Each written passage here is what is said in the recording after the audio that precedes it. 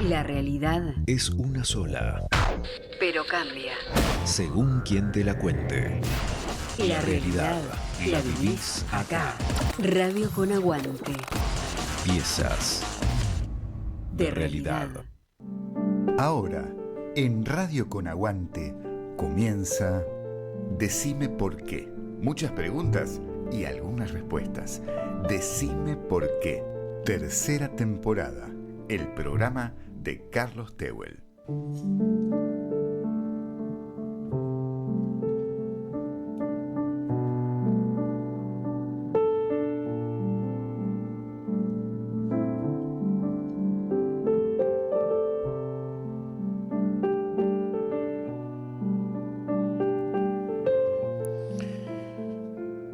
El filósofo Michel Foucault, que nació en París en el año 1926 y falleció en 1984, nos dejó una obra importante y especialmente investigó sobre su vida el tema del poder y el control disciplinario. El pensamiento de Foucault muestra cómo el poder se esconde en gestos, en instituciones y en las costumbres. Su filosofía enseña a reconocer las formas invisibles de control que moldean la vida moderna. Foucault analizó el poder como una red que atraviesa toda la vida social. No solo las leyes o los gobiernos, sino también las rutinas, los discursos y los hábitos cotidianos. El filósofo francés propuso herramientas para descubrir cómo esas fuerzas moldean nuestras conductas y creencias sin que lo notemos. Su obra impactó en la filosofía, en los estudios de género, en la sociología y hasta en debates actuales sobre salud, educación y trabajo.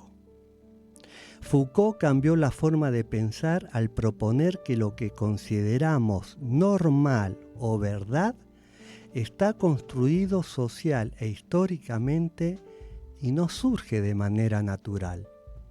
Repito, Foucault cambió la forma de pensar al proponer que lo que consideramos normal o verdad está construido social e históricamente y no surge de manera natural.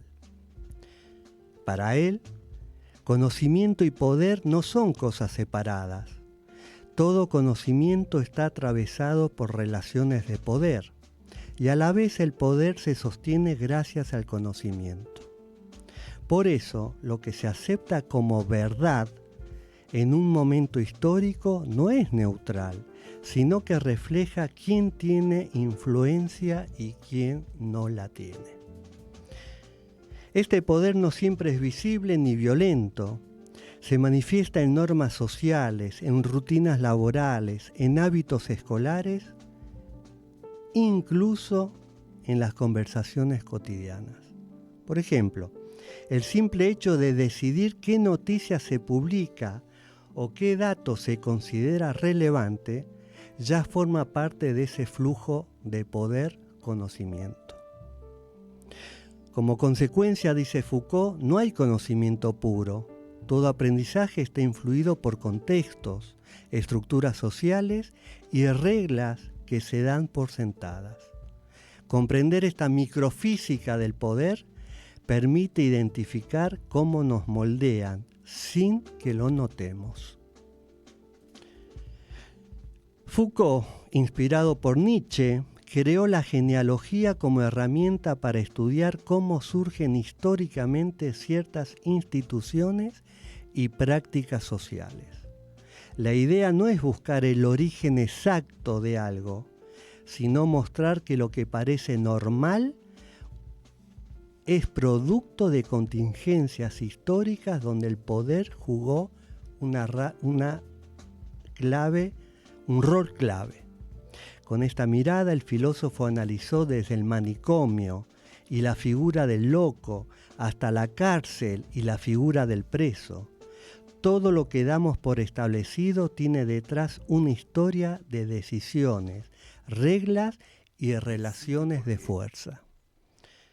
El poder moderno, especialmente desde los estados, regula aspectos de la vida cotidiana, la salud, la reproducción, el trabajo y hasta el final de la vida. Esta forma de control se conoce como biopolítica y nos recuerda que nuestra libertad está limitada por estructuras que operan más allá de nuestra conciencia. Foucault mostró que nuestra identidad se forma en la interacción con nosotros mismos y con los demás. Prácticas como la confesión, la productividad o el examen de conciencia no son neutrales. Nos enseñan a actuar según lo que se espera y normaliza la sociedad.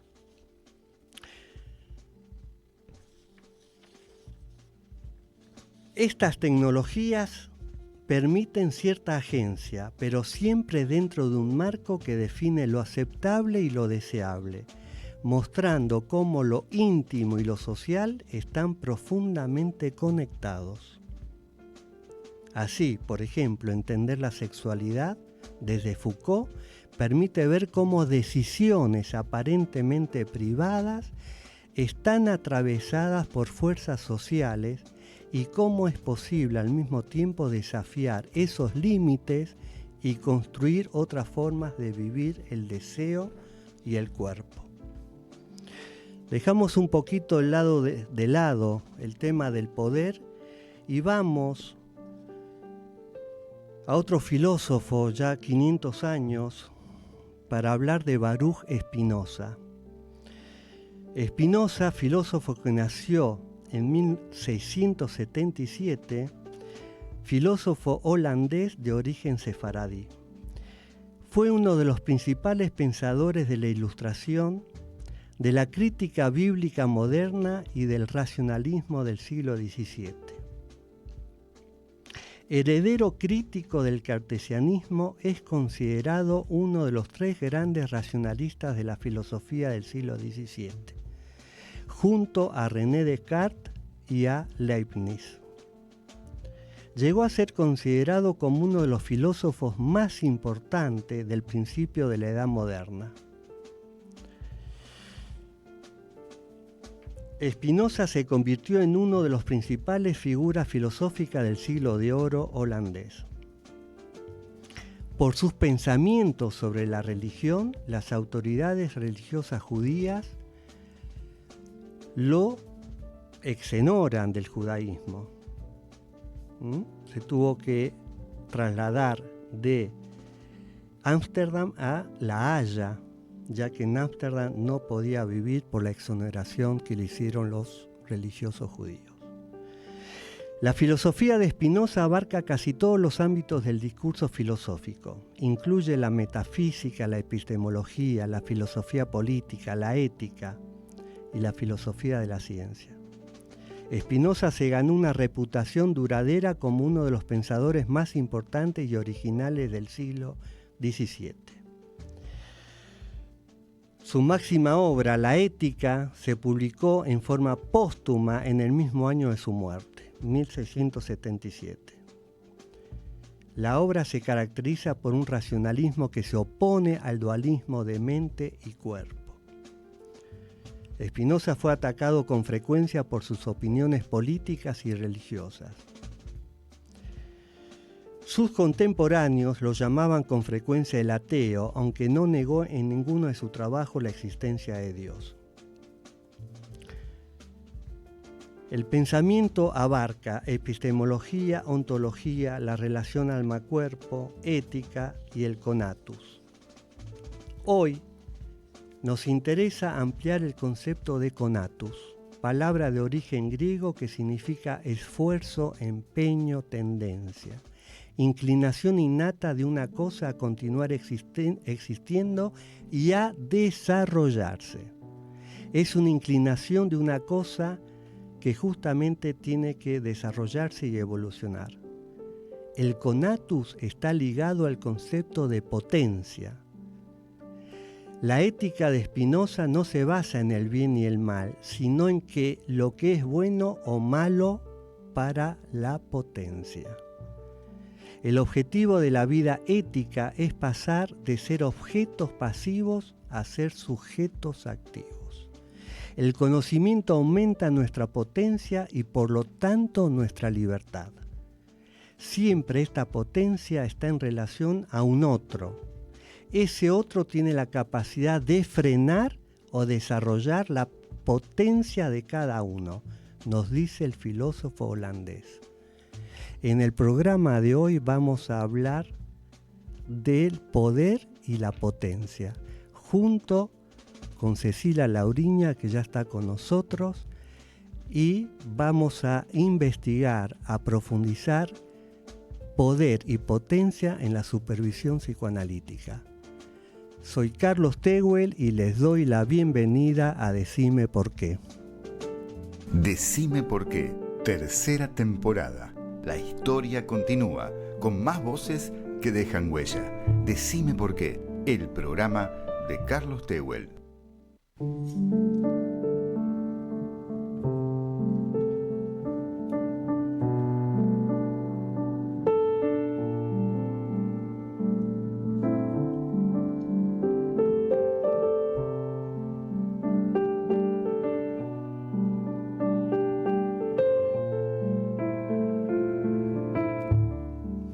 Hola, buenas tardes amigos, amigas.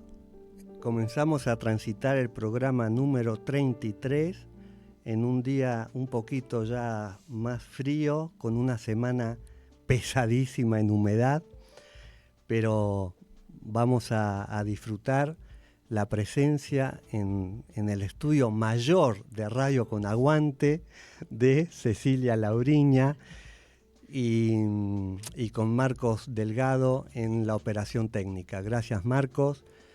Y hola Cecilia, ya Cecilia estuvo con nosotros en la segunda oportunidad que viene a dialogar y bueno, una pequeña presentación de Cecilia. Es psicóloga, es psicoanalista, didacta de la Asociación Psicoanalítica Argentina, es supervisora y profesora del Instituto Ángel Garma, Instituto de Formación en la APA. Coordinadora de la Subcomisión de Secretaría Científica, psicoanalista en el territorio y recibió el premio Celes Cárcamo por su trabajo de promoción a miembro titular. Del capricho materno a la ley que permite desear. Ganó el premio Cárcamo con ese ensayo, diríamos, ¿no es cierto? Bueno, un currículum como muy largo que lo sintetizo de esta manera. Bienvenida, Cecilia, a Decime por qué. Hola, Carlos. Bueno, es un gran gusto estar aquí por segunda vez. Te acompañé apenas comenzó el programa y es un gran gusto estar en la tercera temporada. Exactamente, tercera temporada, programa 33. Bueno, en aquel momento yo había presentado el libro de Cecilia, La supervisión psicoanalítica y los principios de su poder. Pero resulta que de hace un año a esta parte ya tenemos la segunda edición del libro. Ahí se capta bien, lo estoy mostrando.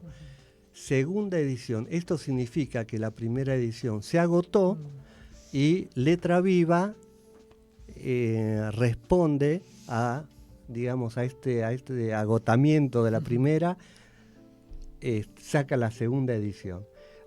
¿Con agregados o simplemente...?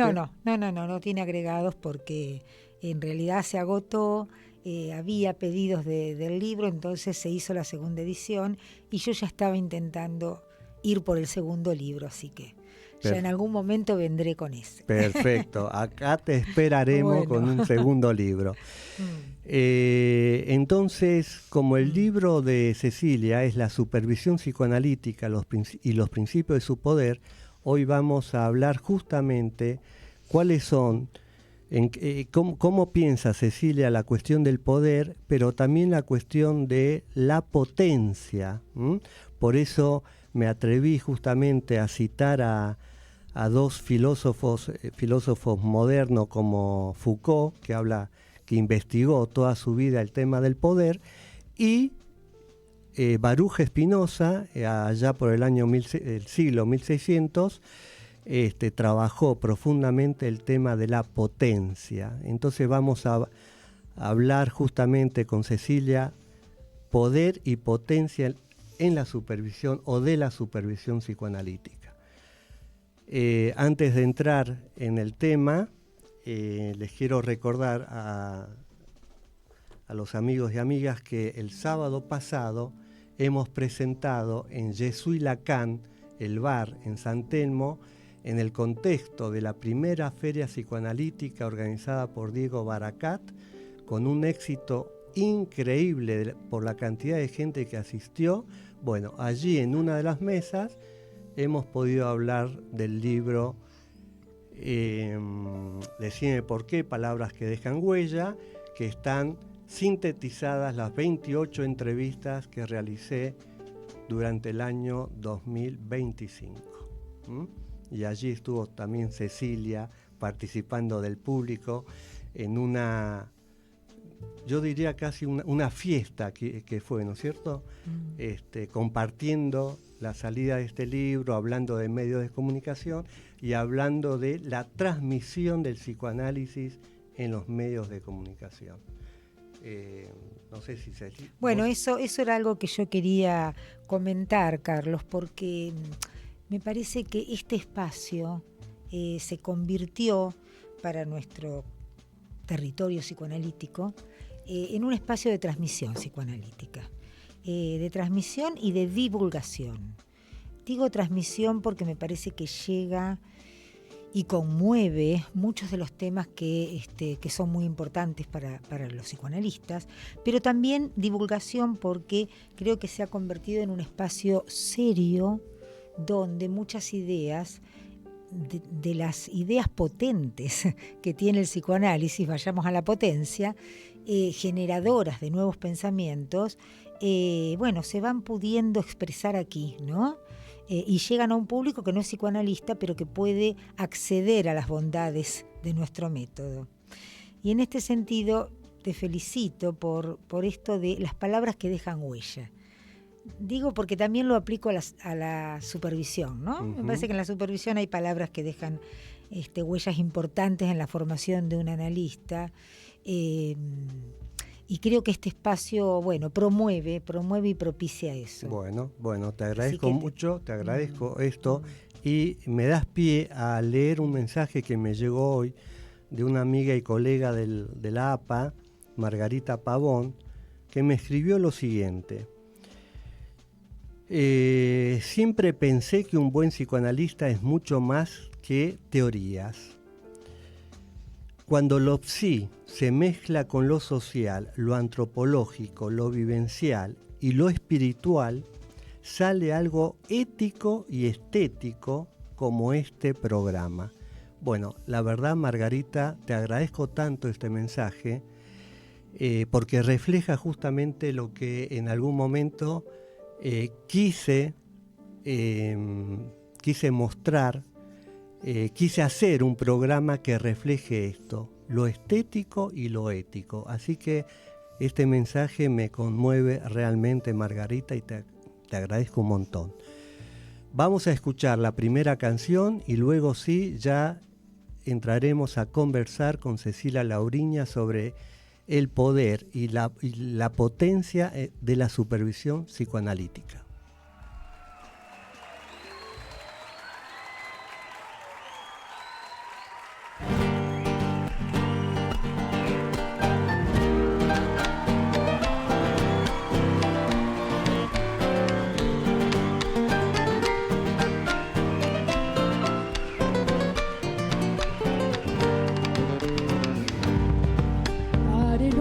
Arenosita, mi tierra cafarea,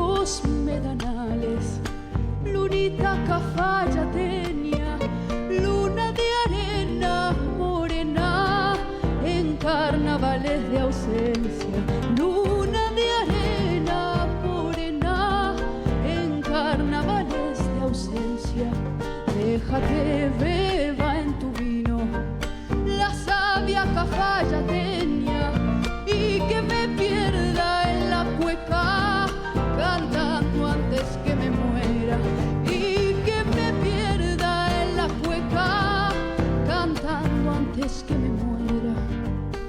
Arena, arenita, arena tapa mi huella, para que en las vendimias mi vida yo vuelva a verla, para que en las vendimias mi vida yo vuelva a verla.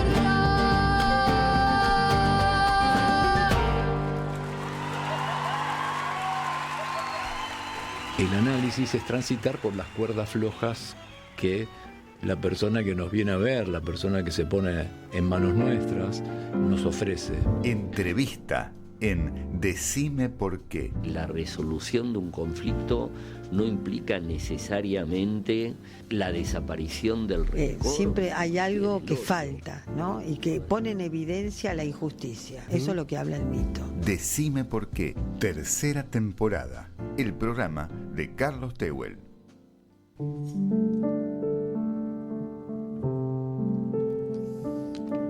Hemos escuchado una hermosa canción de una artista joven que me encanta, Maggie Cullen, La Arenosa.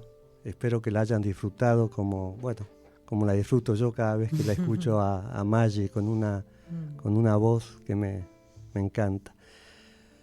Muy bien, entonces ya estamos, ahora sí, entramos en tema, a profundizar. Cecilia, decime por qué pensaste esto del poder en la supervisión psicoanalítica. Bueno, el nombre del libro en realidad sigue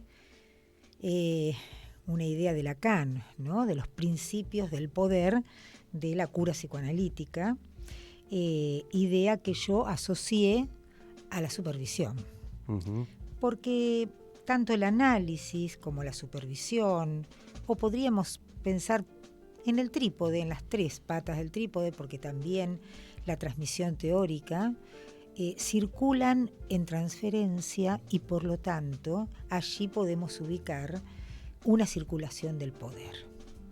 Y creo que es muy importante la introducción que vos hiciste, Carlos, porque creo que ahí a los analistas nos viene muy bien pensar en estos filósofos que han trabajado con la idea del poder, porque nos iluminan un poco nuestro campo, ¿no? Allí donde el poder suele ser invisible, puede estar como normalizado, ¿no? Y entonces poder poner un poco la lupa en cómo es la transmisión. Yo me dediqué fundamentalmente a la supervisión, pero después amplié un poco la mira, porque me parece que, insisto, en las tres formas de transmisión en la formación psicoanalítica, podemos ver el poder enquistado en determinados personajes, en determinadas reglamentaciones, estándares, en la misma institución. Uh-huh. Que ejerce un poder. Esta es una idea fuerte de Foucault. Él dice, el poder está en todos lados, pero el poder se ejerce. Uh-huh. Y se ejerce, yo agregaría, para bien y para mal, ¿no? Uh-huh. Entonces, poder poner la lupa ahí y ver de qué manera se ejerce el poder. Porque creo que ahí podemos hacer una diferencia interesante entre lo que sería el poder, como ese poder que, como vos decías, moldea conductas. Y entonces es un poder que tiene la capacidad de reglamentar, de reprimir, de moldear, o un poder que puede ser más propiciatorio de una posición más habilitada para el analista, ya sea a través del análisis, de la supervisión o aún de la transmisión teórica. Y ahí me gustó mucho esto que trajiste de la ética, ¿no? Donde aparecería la potencia en relación a una posición pasiva, y la potencia sería que esto pueda ser una posición activa, con Spinoza, ¿no? Creo que esto es parte de nuestra responsabilidad cuando conducimos las transferencias. Porque uno podría pensar que un analista en formación va a la supervisión buscando un saber. Bueno, Foucault justamente trabaja el poder en relación al saber, el saber en relación al poder. Entonces, que un analista en formación pida respuestas, pida que haya alguien que sabe y que dé su saber, podríamos pensar que, y bueno, ¿por qué no va a tener esa demanda si se está formando? Ahora, ¿cuál es la responsabilidad de los que conducimos las transferencias? Sería responder desde una posición de poder y creérnosla que tenemos el saber, porque ahí estaríamos pasivizando, infantilizando al analista en formación. O usamos el dispositivo de la supervisión, en este caso me refiero a ese, como un dispositivo productor de saberes. Y si es productor de saberes, entonces el saber circula y no lo tiene nadie, tampoco el supervisor. Lacan dice una cosa muy linda cuando empieza a pensar en la transferencia, porque él habla de amaestrar las orejas, ¿no? Bueno, esa podría ser una función del supervisor. Enseñar a escuchar, enseñar a esperar, enseñar a no dar respuestas fáciles, respuestas muy anticipadas. Y digo enseñar entre comillas, porque tampoco es enseñar, ¿no es cierto? Vos esto lo desarrollaste hace 2 o 3 reuniones, la diferencia entre enseñanza y transmisión. Y creo que es importante porque la supervisión es un dispositivo que como productor de saberes tendría que propiciar el deseo de saber, el deseo de investigar aún en la sesión con el paciente. Porque cambia mucho un análisis cuando un analista está en posición de saber y da la respuesta a cuando el analista está investigando con el paciente y más bien lo interroga, ¿no? Bien al modelo freudiano. ¿Usted qué tiene que ver con esto que le pasa, ¿no? Entonces, si nosotros podemos transmitir a un supervisando que gran parte de su tarea va a ser interrogar y esperar a que la palabra del paciente sea la que devele cierta verdad, y que eso se va enhebrando en el devenir del análisis. Lo que uno ve muchas veces es que por las exigencias superyoicas de los analistas y a veces también de los supervisores, se dan respuestas muy anticipadas. Inclusive vemos desvíos, ¿no?, de nuestra ética psicoanalítica cuando los supervisores dan la interpretación más o menos armadita, ¿no?, para que el supervisando que vino con deseos de irse con una interpretación debajo del brazo, se la lleve, ¿no? Y entonces el supervisor se hace presente en el consultorio, ahora muchas veces en la comunicación online, pero se hace presente el supervisor, inhabilitando al supervisando. Ahí tenemos un juego de fuerzas, de poderes, para el mal, porque esto inhibe al supervisando, al analista, porque el supervisando, no nos tenemos que olvidar que es un analista, y que quien debe conducir esa cura es el analista, no es el supervisor. El supervisor es un invitado por un ratito, para aclarar, para pensar, para producir saberes. Pero el que conduce la cura es el analista. Y esto es algo que muchas veces los supervisores olvidan, haciendo un cierto abuso del poder. Cuando no se da esto y el supervisor tiene claro que puede propiciar más bien la potencia en ese analista que se está formando, entonces lo va a acompañar. Safón tiene una frase muy, muy hermosa, que es que el supervisor y el supervisando son lectores leyendo la misma escritura cifrada del inconsciente. Son dos que en esa conversación que se da en la supervisión están tratando de acceder a una verdad inconsciente. Y esto creo que es el carozo de la supervisión. Uh-huh. Bueno, hiciste una introducción excelente que ya me anoté acá varias preguntas que te quiero hacer y después de este pequeño corte y luego continuamos dialogando, conversando con Cecilia Lauriña. Comienzo de espacio publicitario. ¿Te perdiste tu programa favorito? Entrá a radiocut.fm y escucha el programa que quieras, cuando quieras. radiocut.fm. La radio que te gusta, a la hora que quieras. La buena lectura ilumina. La identidad cultural en la encrucijada. Lo planetario y lo local. Por Mónica Rufino. Un ensayo actualizado que atraviesa los principales debates del pensamiento crítico latinoamericano. Ediciones SICUS. Libros para leer, sentir, pensar y actuar situados. sicus.org.ar.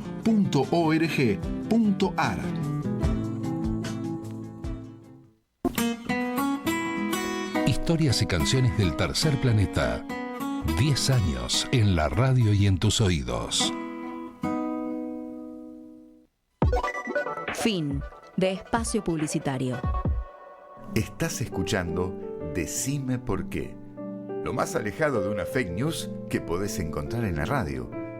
Decime por qué. Tercera temporada. El programa de Carlos Tehuel.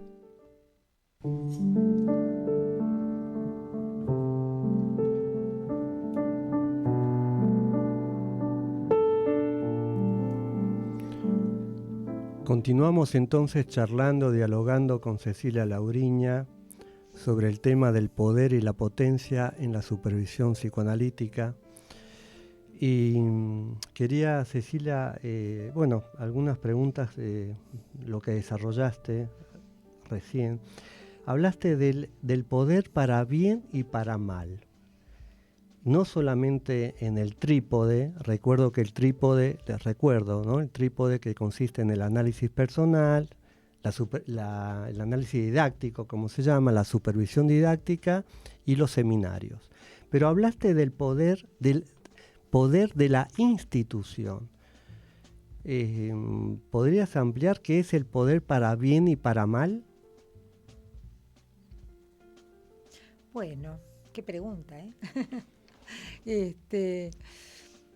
Yo creo que el poder, como decíamos, es algo que circula, es algo que está siempre, que no le tenemos que tener miedo, porque en realidad nosotros necesitamos, desde el comienzo de la vida, pensemos que el ser humano nace totalmente inerte y necesita del poder de otro para poder desarrollarse.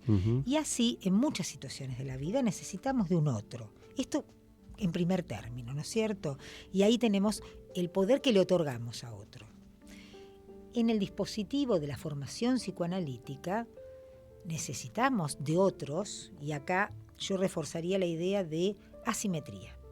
Digo esto porque la transferencia implica esa suposición de poder a un otro, de poder y de saber a un otro, implica una asimetría que tiene poco mala prensa, la asimetría, y yo creo que la tenemos que valorar, porque está bien que tengamos un otro que nos pueda conducir. La cuestión es si ese otro abusa del poder o si lo puede ejercer en el sentido de lo que decíamos antes de la potencia. Ahí creo que hay un punto muy importante que dividiría esto del bien y del mal. Ajá. Y la institución, perdóname, ¿sí? La institución creo que va ahí, ¿no es cierto? Porque la institución psicoanalítica es absolutamente necesaria. Yo siempre digo, cuando algún paciente o gente con la cual uno habla, ¿no? de cómo formarse, yo siempre digo, la institución es necesaria. Es necesaria porque la institución nos empuja a poder beber y formarnos y nutrirnos de muchos saberes. Pero si la institución ejerce ese poder de una manera muy autoritaria, como lo vemos en muchas instituciones, entonces ya no es un poder propiciatorio de la libertad del analista, sino que se transforma en un poder opresor. Ujú. O sea, con la misma herramienta nosotros podemos ayudar a alguien a emanciparse, a ir de lo que... Mira, hay dos términos muy interesantes. Foucault habla de cuerpos dóciles. Uno puede ir a favor de que los cuerpos y las mentes sean dóciles, y entonces el analista que se está formando quede alienado a la institución, a las reglamentaciones, a los saberes, ¿no? O que se vaya permitiendo una desobediencia crítica. También es un término de Foucault, que me parece muy interesante, porque uno podría pensar que para que alguien llegue a ser un analista y se habilite en su decir y en su escucha, bueno, tiene que poder desasirse de esos otros a los cuales les atribuyó el poder y el saber. Ujú. Desasirse después de haberse servido de ellos, ¿no? Es como un poco lo que Lacan dice con respecto al padre. Bueno, ir más allá del padre, pero antes servirse de él.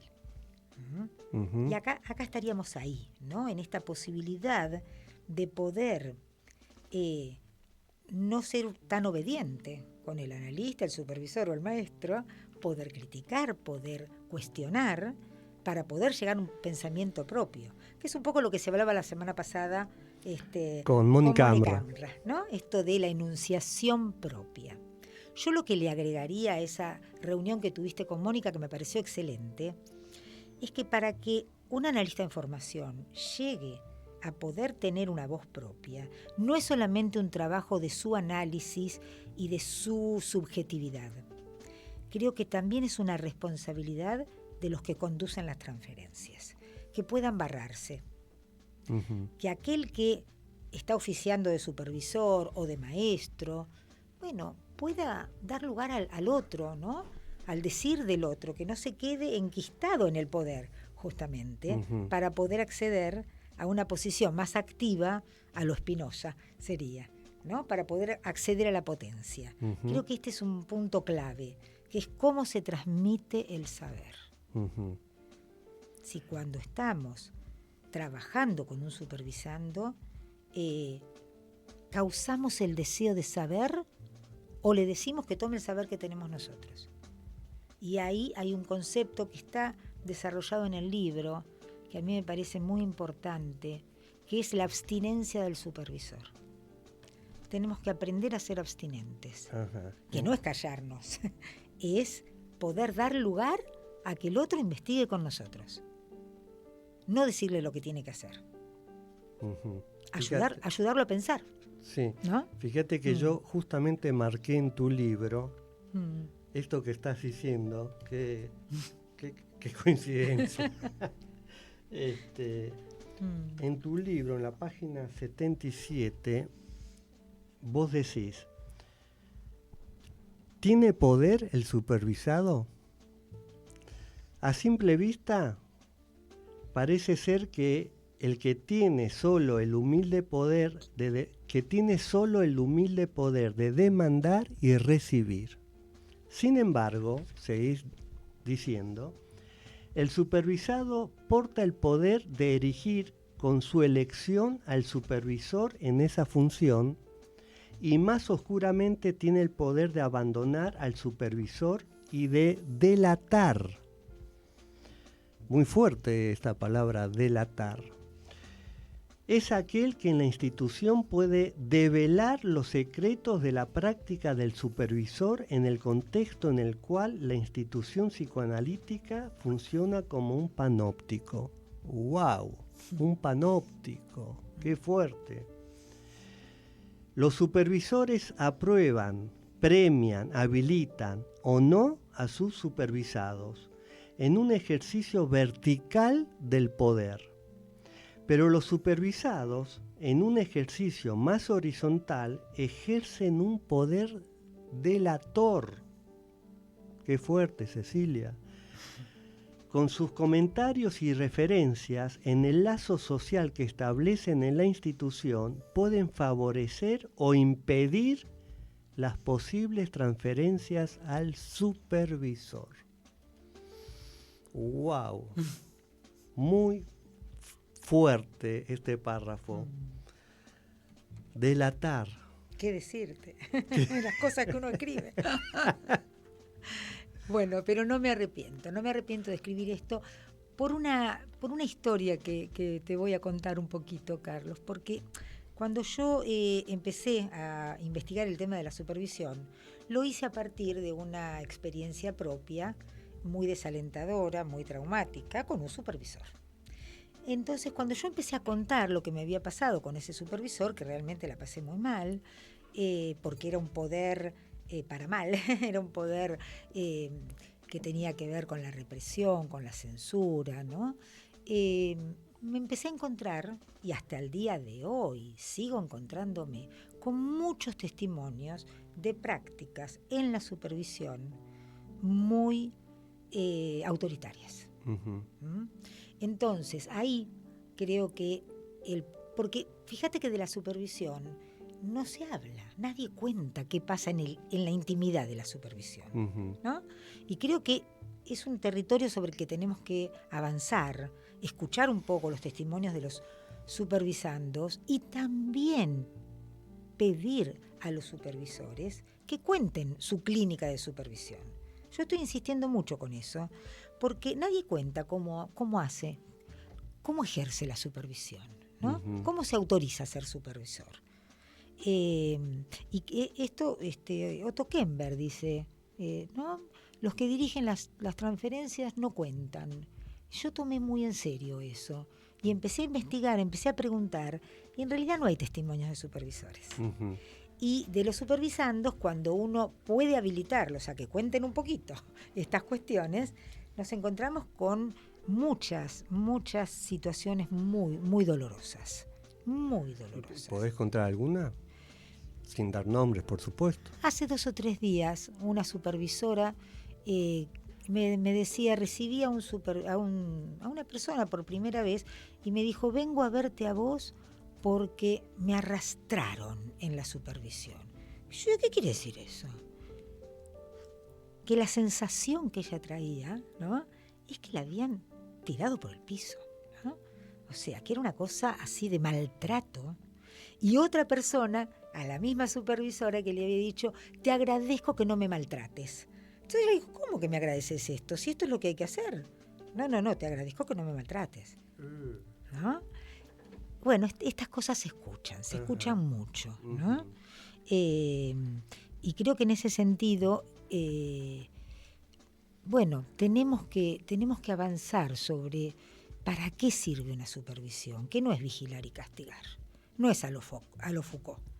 Una supervisión tiene que ser un lugar que con el tiempo y con el devenir del trabajo, porque por supuesto que esto no es de un día para el otro, sea una instancia de habilitación. Uh-huh. Un poco como decían ustedes la semana pasada, que haya alguien que pueda tomar una voz propia. Uh-huh. Pero para eso los supervisores tenemos que hacer algo.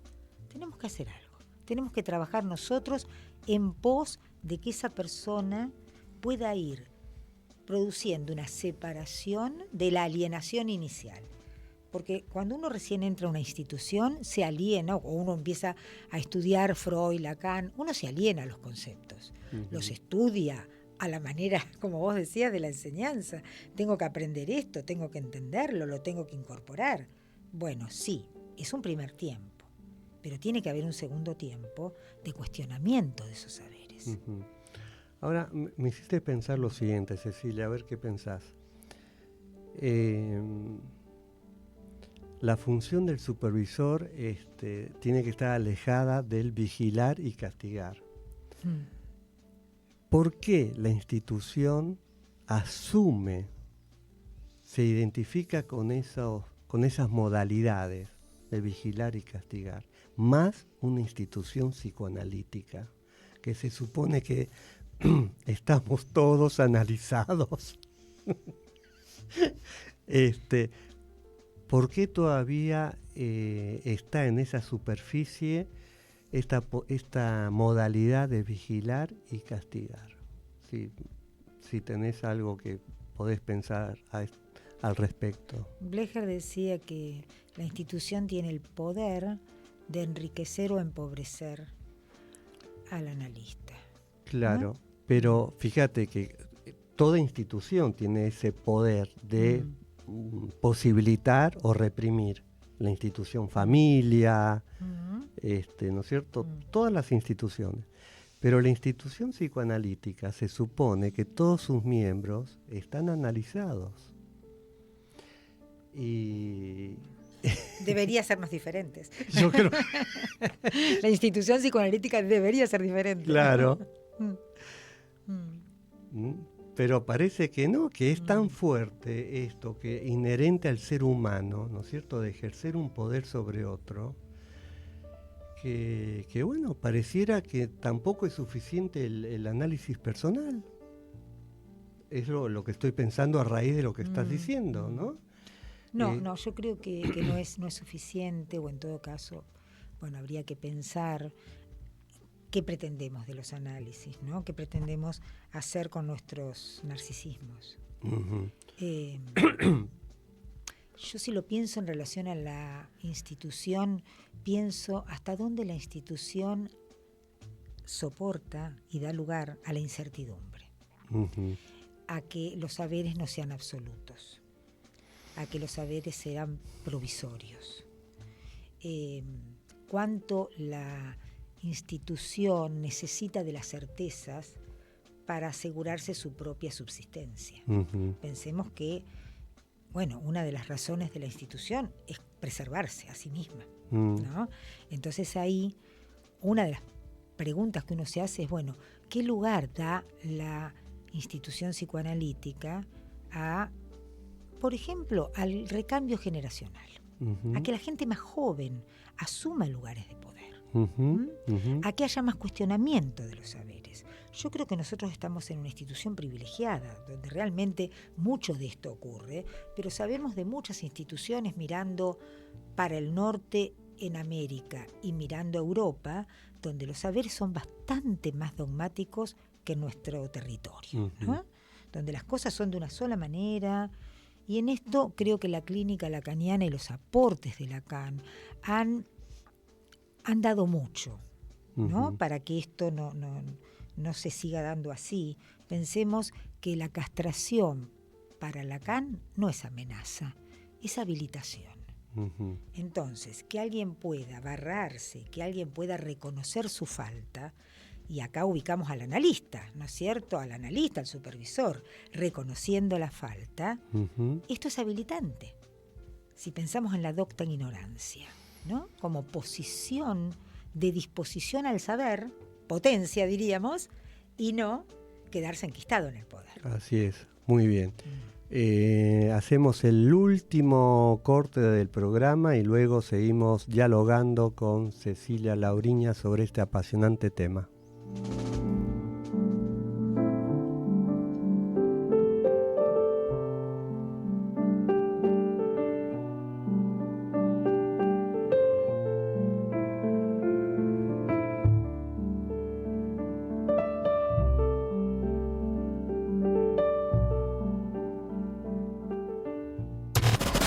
Radio con aguante. Piezas de realidad.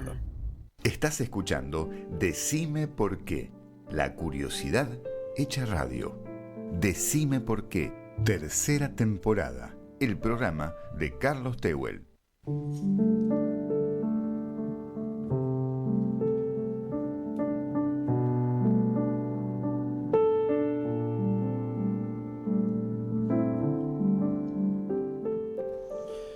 Continuamos entonces ya entrando en la última parte del programa número 33 de la tercera temporada de Decime por qué. Continuamos entonces con Cecilia Lauriña y te preguntaría, Ceci, hablando de la supervisión, ¿qué te parece a vos que es el carozo, lo fundamental? ¿Por qué está dentro del trípode de la formación de un analista la supervisión?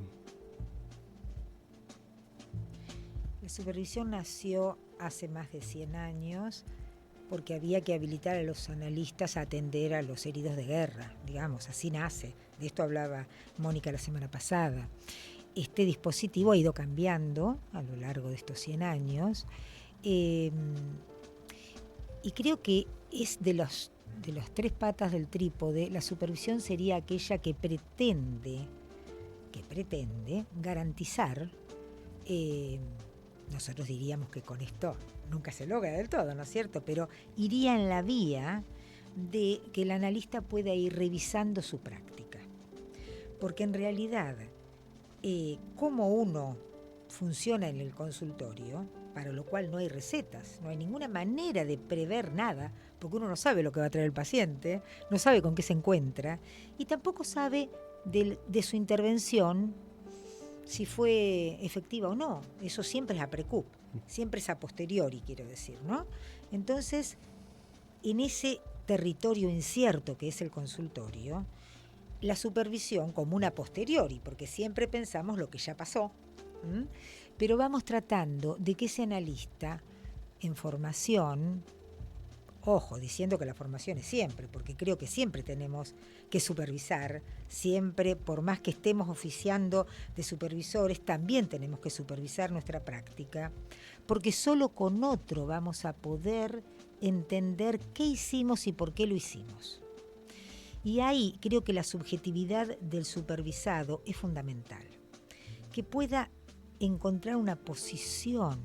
Lacan lo toma, a esto le llama deseo de analista, que sería la posición del analista que va a favor de una escucha atenta, pero libre, acerca de lo que ese extranjero que es el paciente trae, pudiendo anular sus propios deseos, sus deseos personales. Si un paciente nos da muchos deseos de ayudarlo, de que le vaya bien en la vida, de que gane más dinero, de que se case, de salvarlo de una situación de mucha angustia, todos esos deseos los tenemos que anular.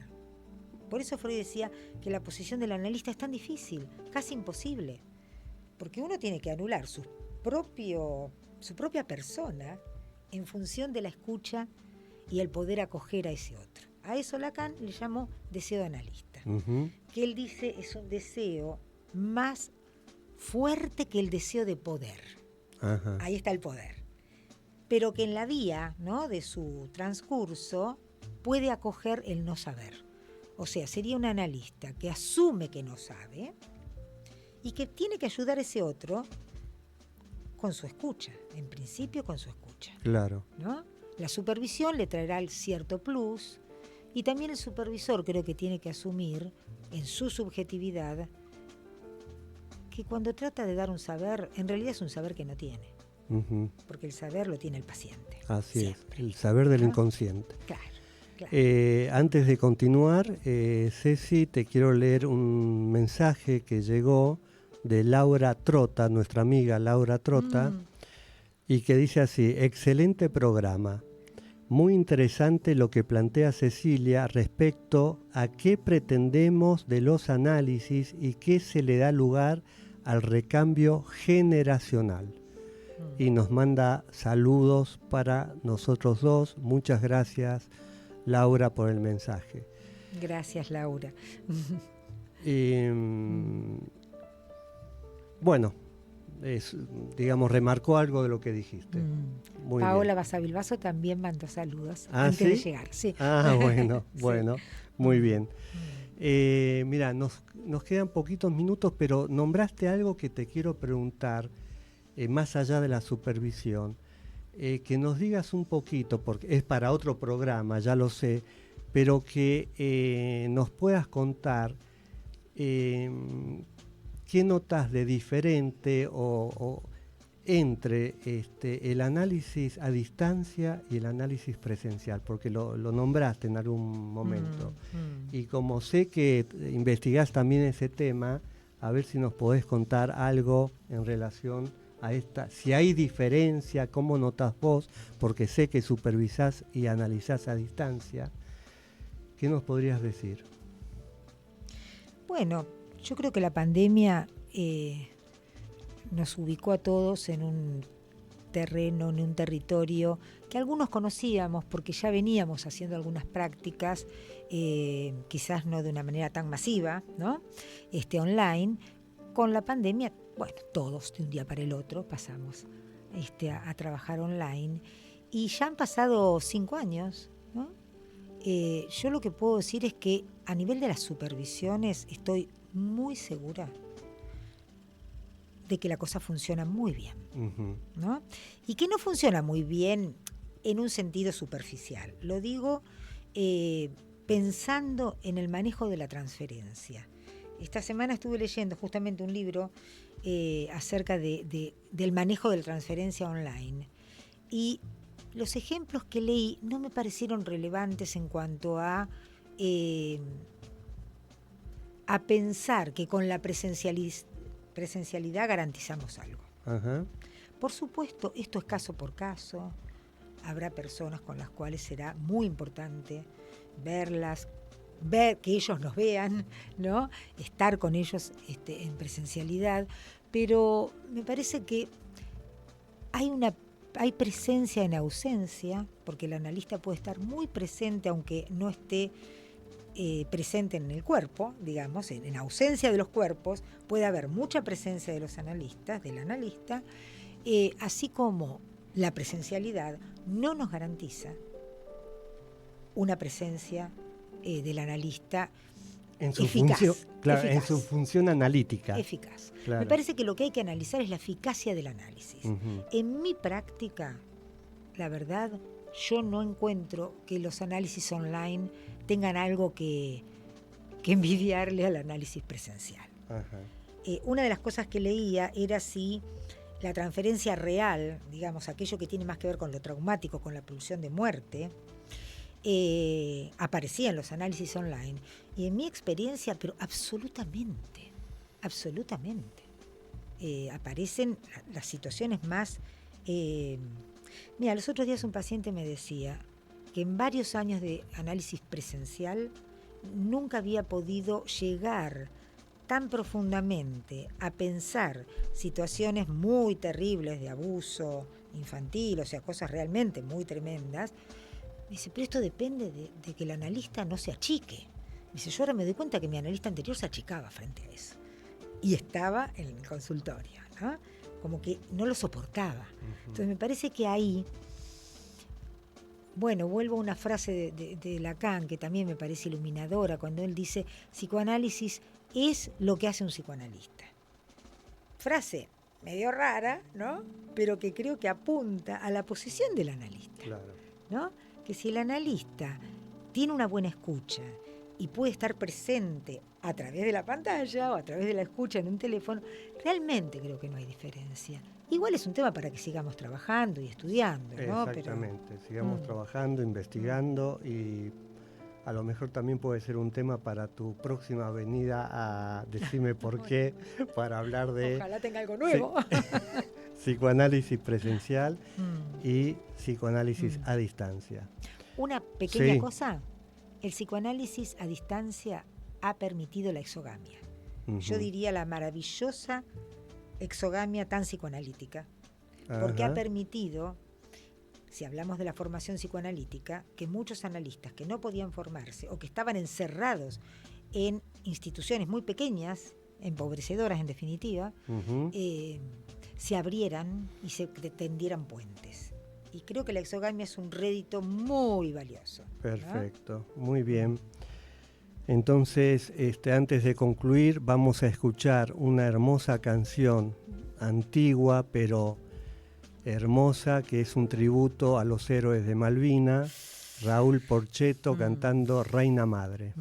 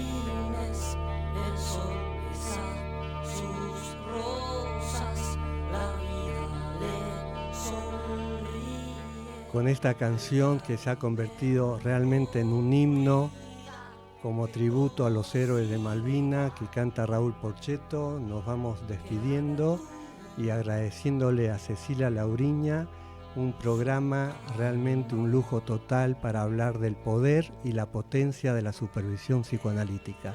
Muchísimas gracias, Cecilia, y seguramente vas a estar invitada nuevamente en Decime por qué. Con todo gusto, Carlos, y la verdad que es un placer venir acá. Y tu manera de conducir, hablando de conducir las transferencias, tu manera de conducir el programa realmente crea un clima tan amable que uno puede pensar. Y eso es muy importante. Ah, bueno. Te lo agradezco. Eso sí que me gusta, qué elogio, que ayudar a pensar. Y Marcos también le gusta. Bueno, amigos, amigas, que tengan buena semana y nos encontramos el próximo sábado. Adiós.